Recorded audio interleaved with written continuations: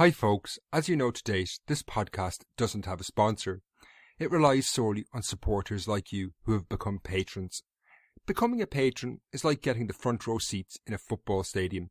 You're a lot closer to the action and you see a lot more. So for as little as $1 a month, fans of Irish history like you who have become patrons get lots of extra content including podcasts, episode guides, listener discussions with myself and much more.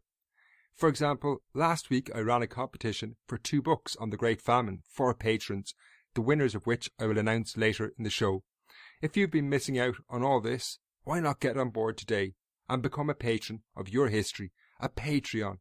That's patreon.com/Irish podcast. Hello and welcome to the Irish History Podcast. My name is Finn Dwyer, and this is the story of Lola Montez, who was arguably the most notorious Irish woman of the 19th century. Now, before I get into the story of Lola, I just want to explain why there's not an episode in the Great Famine series this week. As those of you who follow me on Facebook or have become patrons of the show will know, I had an operation last week. I'm slowly recovering and I'm not back to full tilt just yet, so research is proving a little difficult. Rather than making a famine episode, which can be quite complex and difficult to get right, I went for a topic that was somewhat easier. That is, this fascinating story about Lola. I'm not sure whether there'll be a podcast out next week. It all depends on how I am. But if you bear with me, normal service will definitely be resumed in the coming fortnight. I'll keep you posted on Patreon as to how I'm getting on. Now to the show. Born in 1821, the Irish woman Lola Montez became a byword for controversy in the mid-19th century. Were she alive today, by the time she reached her 30th birthday, she would have spent time in prison. Her friends would be the most powerful people alive. She would be plagued by the paparazzi, have millions of Twitter followers, and, if she had a website, it would be most definitely X-rated. She, however, was born in the west of Ireland in the 1820s in a very different time. But nevertheless, she took that world by storm, bringing down monarchies along the way. This is the intriguing story of Lola Montez, or as she was born in County Sligo, Elizabeth Rosanna Gilbert. In 1821, Elizabeth Rosanna Gilbert began life as she would live it, by raising the eyebrows of her contemporaries in 19th century Ireland. Her father was one of the thousands of British soldiers stationed in Ireland at the time. Her mother was the daughter of the one-time MP and Sheriff of Cork, Charles Silver Oliver. While relationships between serving soldiers and Irish women were by no means unusual, the respective ages of this couple certainly raised a few wayward glances. While her father was 23 at the time, Elizabeth's mother was only 15. While this would land her father at least in prison today, the couple were nevertheless married and almost immediately got down to the business of starting a family, and Elizabeth, who would become known to the world as Lola, their first and only child, was born in Grange, County Sligo in 1821, when her mother was only 16 years of age. This baby, Elizabeth, was of a dark complexion, something that's not completely unusual in the west of Ireland, possibly the influence of merchants from Spain or Portugal who traded with Ireland. The dark complexion of her skin would become an essential aspect in her story in the coming decades, as we will see. Given her father was serving in the British Army, the young Elizabeth's early years took her across the globe. While she was only 2, she was brought on the long journey to India by her mother, who was following her father's regiment who had been shipped out a few months earlier. However, they had scarcely arrived in Dinajpur, near the border of Nepal, when Elizabeth's father died, leaving her 18-year-old mother to fend for herself in a strange land as far from home as she could get. In this situation, it was hardly surprising that Elizabeth's mother quickly remarried another soldier, this time a Scot called Patrick Craigie. Craigie appears to have taken Elizabeth as his own child, and when she was still only 5 years old, in 1826, she was sent back to Craigie's family in Scotland to be raised. This began what must have been a lonely childhood for Elizabeth, who was now isolated from her mother.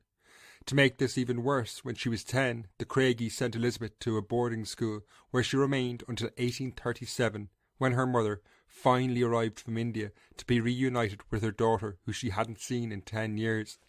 Any potential rekindling of their relationship was quickly scuppered when Elizabeth was informed by her mother that she was to return to India, where she would marry the 64-year-old Sir James Rutherford Lumley, the Adjutant General of Bengal. For a 16-year-old, this announcement must have been crushing.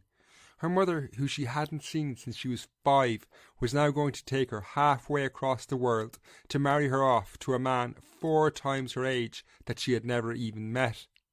This was intolerable to the 16-year-old Elizabeth, who had already grown into a remarkably headstrong woman. Rather than travel to India to marry this old man, she instead eloped to Ireland with a far more attractive prospect, a 30-year-old soldier, Thomas James, who she married on her arrival in Dublin. After marrying Thomas James, it was not long before Elizabeth was heading to India with her new husband after his regiment was posted to the subcontinent. However, the marriage between the young Elizabeth and Thomas James, who was nearly twice her age, was soon in difficulty, and within 2 years Elizabeth was back aboard ship returning to England without her husband. The year was 1839. Elizabeth was 18 years of age, and it was on this voyage that the scandalous reputation that she courted for the rest of her life began.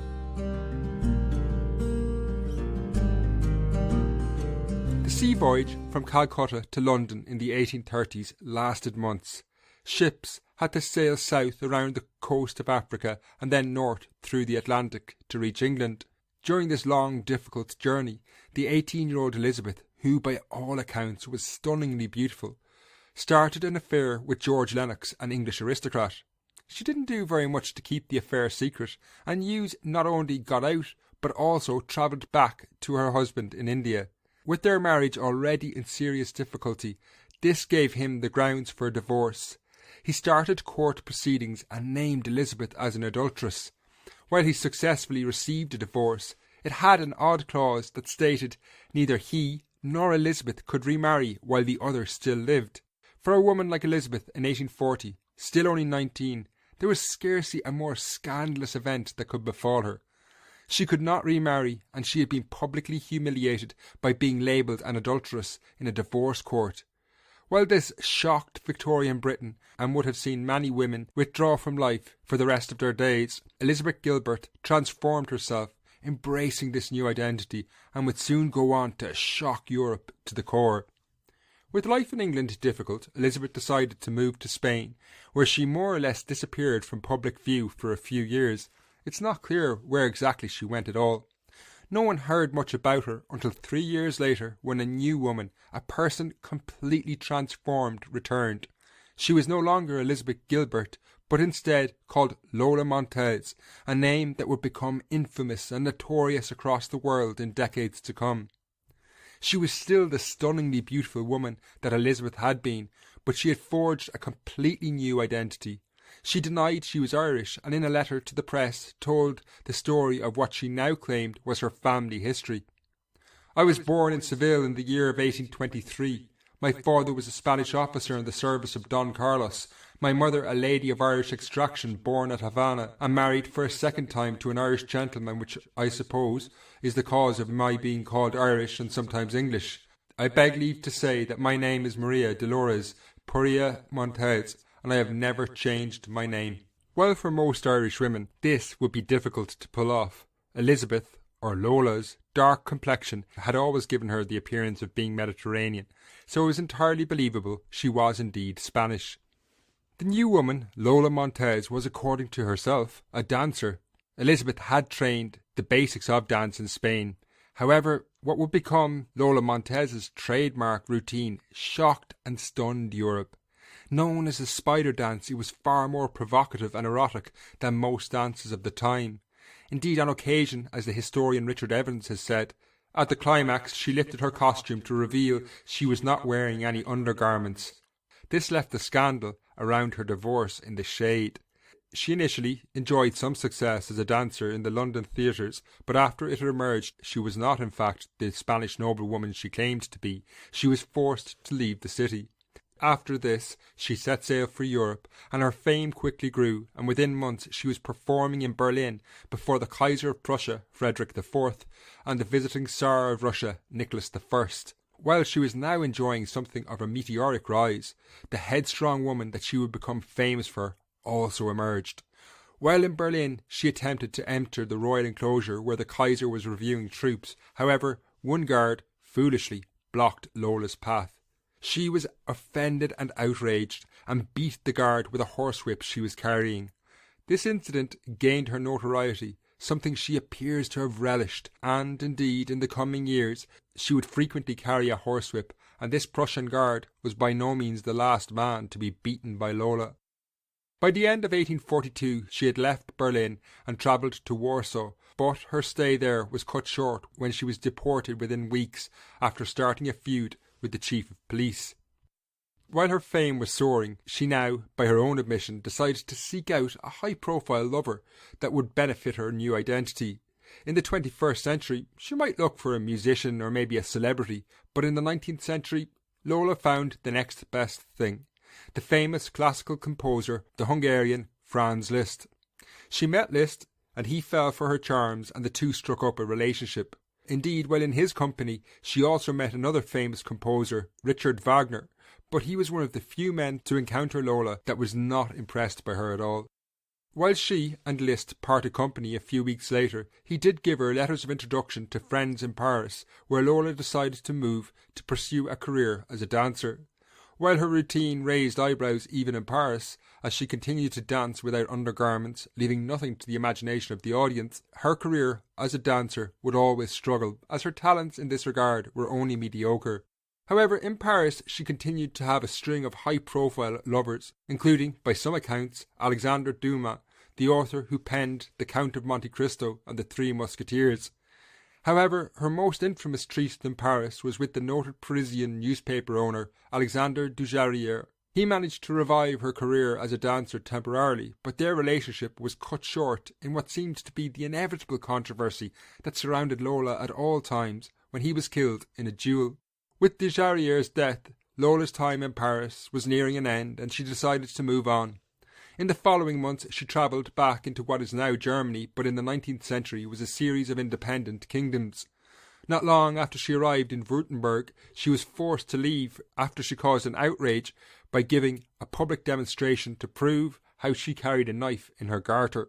But Lola was only getting started in her assault on German sensibilities, because on her arrival in Munich, the capital of the Kingdom of Bavaria, in October 1846, her previous controversies were about to be put in the shade. But before I get into this, I want to take a quick breather.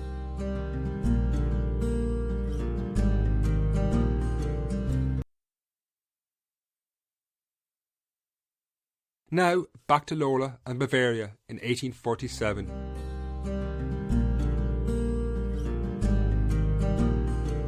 Munich in the 1840s was the capital of the Kingdom of Bavaria, one of the larger and more powerful kingdoms that made up what is modern Germany today.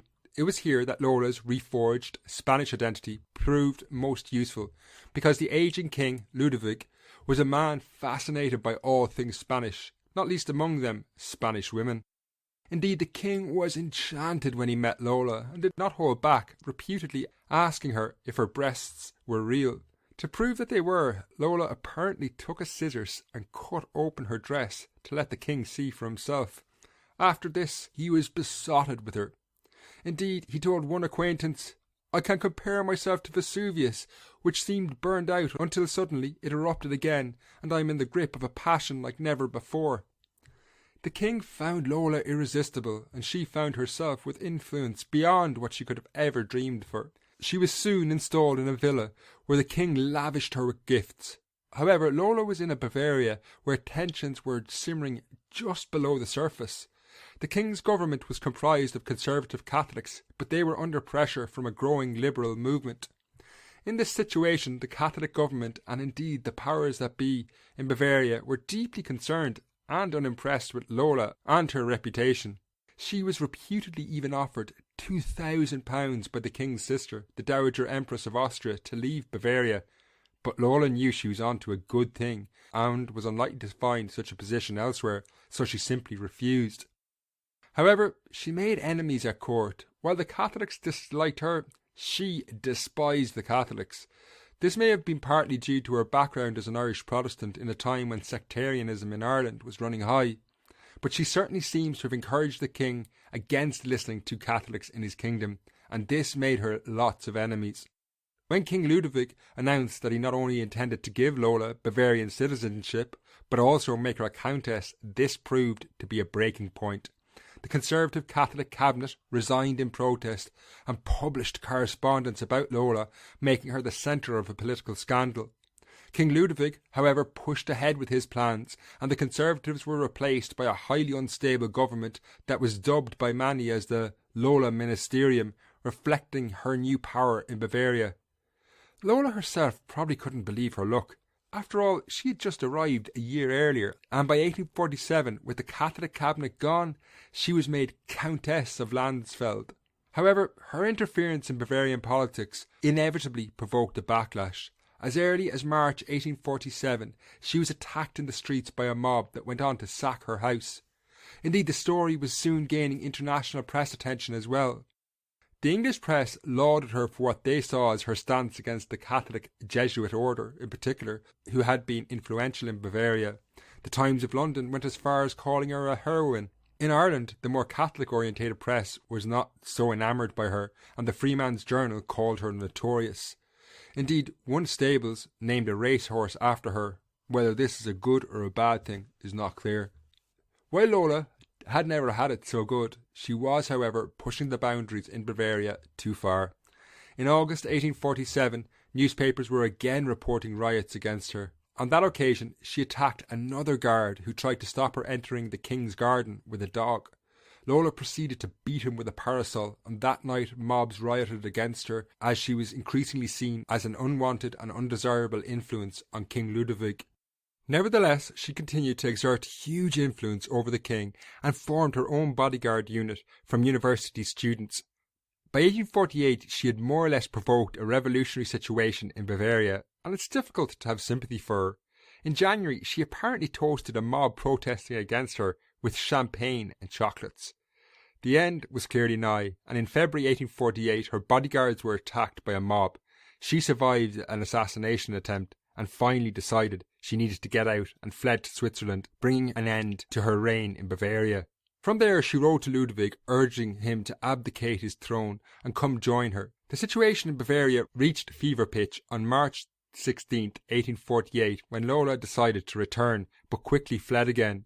4 days later, on March the 20th, in the face of massive opposition, King Ludwig had to abdicate in favour of his son Maximilian. However, if Lola thought she was going to live with the former king, she was mistaken. Ludwig quickly cast her aside as he finally realised the destructive influence she had been. In 1848, at the age of 27, Lola had now been married, divorced, had had flings with Franz Liszt, Alexander Dumas, and brought down one of Europe's monarchs. However, she was by no means finished. From Switzerland, she moved to London, and within a year she was married to a 21-year-old extremely wealthy heir, a man called George Trafford Heald. However, controversy continued to plague her. Shortly after her marriage, Heald's family, undoubtedly embarrassed by Lola's reputation, found out that her first husband, the soldier Thomas James, was still alive in India. Therefore, in accordance with their divorce, she was not allowed to legally remarry and was declared a bigamist. Nevertheless, true to form, Lola eloped with her young, wealthy husband, and for the following 3 years they travelled through Europe. However, in 1850 he finally left her, according to a story reprinted in the Cork Examiner at the time, in the hands of not one but 2 French gentlemen who had become enamoured with her. However, it would seem Lola had had enough of men for the time being, and she now returned to her life as a dancer, and perhaps because she had created an impressive list of adversaries and enemies in Europe, she decided she needed a new challenge, and in 1851 travelled to the United States. Arriving in New York to great fanfare, Lola enjoyed success there with her dance performances, but the fiery reputation that had gained her fame in Europe also soon made the headlines. Not long after arriving in the city, she beat an Italian count who made comments about her within Lola's earshot. However, nothing at this point seemed to hurt her reputation at all. By this stage, she was a pretty experienced self-publicist, frequently writing letters to the press, putting forward her side of the story. In New York in 1852, she took this to new levels when she wrote a play called Lola, Montez and Bavaria. In the performances, she played herself, portraying her time in Bavaria as that of a pseudo-liberal revolutionary standing up to conservative Jesuits, which appealed to American audiences. This, however, was certainly stretching the truth. She never really showed interest in anything other than her own advancement. By 1853, she had travelled across the US and found herself in San Francisco, then gripped by the great gold rush. There she married for the third and final time to a newspaper editor, Patrick Hull, but this liaison was short-lived even by Lola's standards. They separated a few weeks later. During the following 2 years, she lived something of a quiet life in a place called Grass Valley in rural California. While she avoided the international limelight, she nevertheless divided opinion in Grass Valley, like she had almost everywhere else. Women from established families in the area were not impressed by what one woman called her low-necked gowns, while a newspaper editor was less circumspect when he called her a trollop and a wild jade. She also had her admirers too, though. The miners in the surrounding hills even named a mine after her. However, by the summer of 1855 she decided to take to the road again, travelling this time to Australia, where she toured the cities of New South Wales as a dancer, where she was apparently making £200 a night. Unsurprisingly though, it was only a matter of time before she courted controversy. A local newspaper carried a column which impugned Lola's character as a woman. A few days later, the editor of that paper made the mistake of appearing in the hotel where Lola was staying. Once she heard he was in the building, she went downstairs with her famous horsewhip in hand and beat him across the back. The editor was also carrying a whip and hit Lola in retaliation, and then a major scuffle broke out between Lola and the editor, with each one grabbing the other's hair. Although the row was broken up, Lola eventually challenged the editor to a duel with pistols, but he refused. She then mercilessly derided this man from the stage in her following performances. After more tours in North America, Lola was in her mid-30s by 1857. Looking to the future, she knew her dancing routine had a limited future. She had never been the best of dancers, and it was a young person's game, so not for the first time she reinvented herself. She finished her career as a dancer and instead toured the world giving lectures on a variety of topics for which she continued to draw large audiences. By this stage, she was a celebrity in the very modern sense of the word. Lola was famous for being famous. The topics of her lectures varied and included subjects like gallantry, fashion, beautiful women, and even things like the comic history of love.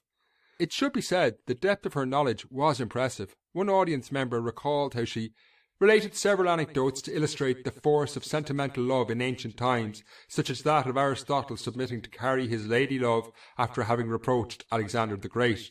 Lola also tackled what were perhaps more political topics. In a world when the movement for women's rights was just emerging, she gave lectures on the topic of heroines and strong-minded women in history. However, if early feminists were hoping for a new icon in Lola, their hopes were dashed. She had little time for the feminist movement. Ultimately, the narcissism that motivated her throughout her career led her to believe that individuals should basically fight their own corner, and to hell with everybody else. She once said, "One woman going forth in independence and power, of self-reliant strength, to assert her individuality and to defend, with whatever means God has given her, right to a just portion of the earth's privileges, will do more than a convention of women." Her lecture tour on topics like this took her back to Ireland in 1858 for the first time since she had absconded to marry her first husband in 1837. The Elizabeth Rosanna Gilbert who had arrived then was a very, very different woman to the Lola Montez who returned. After Ireland, she travelled on to England before she left Europe and returned to the United States in 1857. Unbeknownst to her, this was the last time Lola would see Europe. She suffered a major stroke in June 1860, and while she managed to make a partial recovery, she contracted pneumonia early in 1861 and died. Aged only 40 at her death, Lola Montez had lived a remarkable life.